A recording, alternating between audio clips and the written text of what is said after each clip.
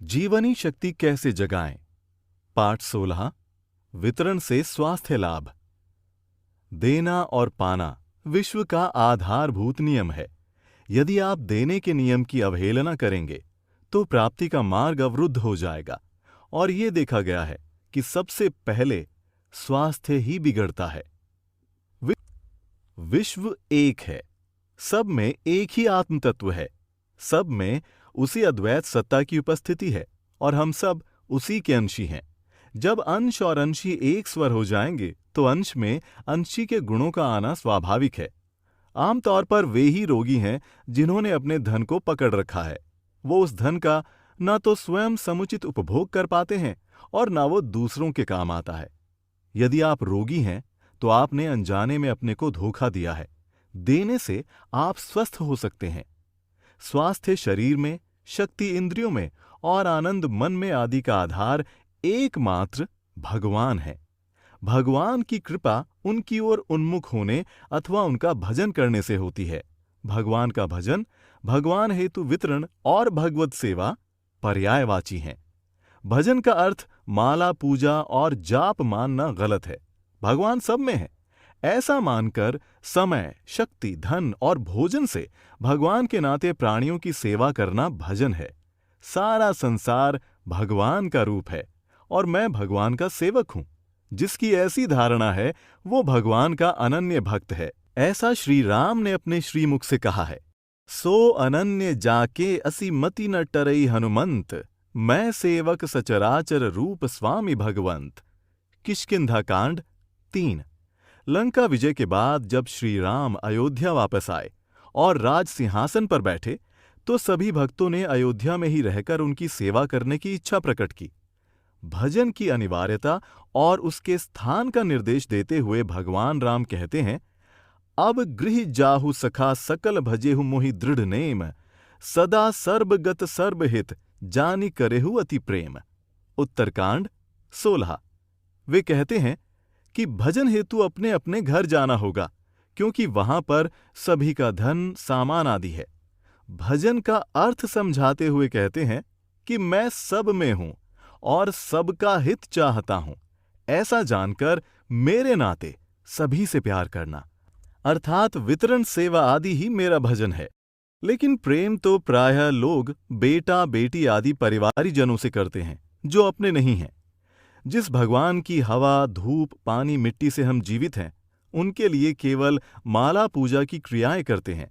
यदि भगवान के अस्तित्व के अलावा हम उसका व्यापकत्व, प्रेरकत्व और अपनत्व भी मान लें तो हमारी मान्यता की जो कमी है वो पूर्ण हो जाएगी। चूंकि हम 10 इंद्रियों से 10 गुना सुख चाहते हैं इसलिए 10 का 1 तो देना ही है। स्कंद पुराण में कहा है, न्यायोपार्जित वित्तस्य दशमांशेन धीमता कर्तव्यो विनियोगश्च ईश प्रीत्यर्थमेव च। अर्थात न्यायोपार्जित धन भी पूर्ण पवित्र तब होता है जब उसका दशांश ईश्वर की प्रसन्नता के लिए बांट दिया जाता है। रोग आने से पहले दें। जो व्यक्ति स्वार्थी और कंजूस है वो बीमार तो होगा ही। प्रायः उसका तर्क होता है कि डॉक्टरों, अस्पतालों और औषधियों पर तो इतना अधिक धन खर्च हुआ ही, तो अब भगवान का निकालने की क्या जरूरत। रोगी या दुखी होकर डॉक्टर या वकील आदि को देना दशांश का वितरण नहीं है। यदि प्रेम से दशांश निकालें तो बीमार होकर डॉक्टर को नहीं देना पड़ेगा। ये आवश्यक नहीं है कि दुख आए तभी निकालें। देना नियमित रूप से होना चाहिए। मन और शरीर के संबंध का अध्ययन करने वाले विशेषज्ञों ने जाना है कि मन का संतुलन बिगड़ना कैंसर, हृदय रोग, अनिद्रा, सिर दर्द, मोटापा, दमा एवं पेट के अनेक रोगों का कारण होता है। आमतौर से स्वार्थी और अहंकारी व्यक्ति हृदय रोग, कैंसर तथा दूसरे पुराने रोगों से पीड़ित होते हैं। मन में तनाव और बुद्धि में क्रोध से हमारे रक्त में रासायनिक परिवर्तन होते हैं। इससे नर्वस सिस्टम अधिक तनावपूर्ण हो जाता है तथा उपचार होने में बाधाएं आती हैं। यही कारण है कि मनुष्य की तुलना में पशु कम बीमार पड़ते हैं। मानव शरीर में अपने को स्वस्थ बनाए रखने के वही गुण हैं जो पशुओं में, लेकिन मानसिक तनाव से मनुष्य में अनेक जहरीले रासायनिक तत्व पैदा होते रहते हैं। मानसिक तनाव से कॉर्टिसोल, एड्रीनलिन और नॉन एड्रीनलिन निकलते हैं। ये जहरीले होते हैं। इससे शरीर की रोग प्रतिरोधक क्षमता समाप्त हो जाती है। चिकित्सा विज्ञान शरीर को कार्डियोवैस्कुलर प्रणाली, पाचन प्रणाली, नर्वस प्रणाली आदि में बांटता है। आधुनिक चिकित्सक इन्हीं के अनुसार इलाज करते हैं, इसीलिए पूर्ण उपचार नहीं हो पाता है। वे विचार भावनाओं के केंद्र मन व बुद्धि का इलाज नहीं करते। किसको दें? वितरण या सेवा करने वालों के सामने प्रायः ये समस्या आती है कि किसको दें। सिद्धांत ये है कि जिससे लिया है उसी को देना चाहिए। हमारे पास जो कुछ है भगवान का है। धन संपत्ति, समय, शक्ति, भोजन, यहां तक कि प्राण भी हमें भगवान से मिले हैं। अतः जब सब कुछ भगवान का है और भगवान से ही लिया है तो भगवान को ही देना है। चूंकि दशांश सेवा अपने आध्यात्मिक विकास के लिए है, न कि समाज कल्याण के लिए, अतः ये वहीं अर्पण करना चाहिए जहां से हमको आध्यात्मिक प्रकाश मिल रहा हो।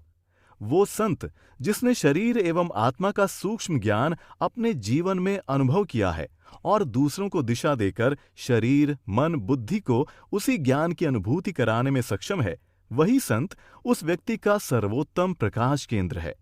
ऐसे संत के संपर्क में आने से उसको अखंड स्वास्थ्य, अखंड शक्ति, अखंड आनंद, अखंड ज्ञान और अखंड प्रेम की अनुभूति होने लग जाती है।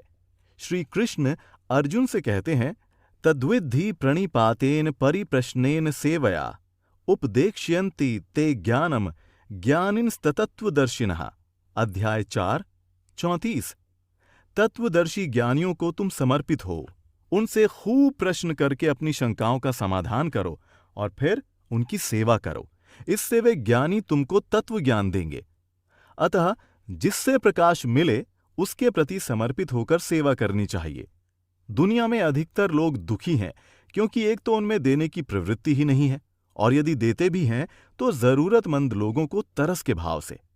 कई लोगों को जब इधर उधर अपना दशांश देने का शुभ परिणाम नहीं मिला, तब उन्होंने उस संत को देना प्रारंभ किया जिससे उनको प्रकाश मिला था। इसी के बाद उनमें क्रांतिकारी परिवर्तन हुआ। बहुत से लोग इस गलत विचार को पकड़े हैं कि नातेदारों और सेवक सेविकाओं की सहायता भी हम दशांश की राशि से कर सकते हैं। नहीं, कदापि नहीं। भगवान का अंश केवल भगवत कार्य में अपने प्रकाश केंद्र को ही अर्पण किया जाना चाहिए। यदि आप नातेदारों, सेवक आदि को देना ही चाहते हैं तो शेष 90% में से दें। आप एक वकील से मुकदमा करा के दूसरे गरीब वकील को फीस नहीं देते। एक डॉक्टर से इलाज करा के उसकी फीस किसी गरीब डॉक्टर को नहीं देते। हम उसी दिए में तेल डालते हैं जिससे प्रकाश मिलता है, अर्थात हमने जहां से लिया है वहीं देना होगा। सेवा का सिद्धांत पुस्तक का अध्ययन करें।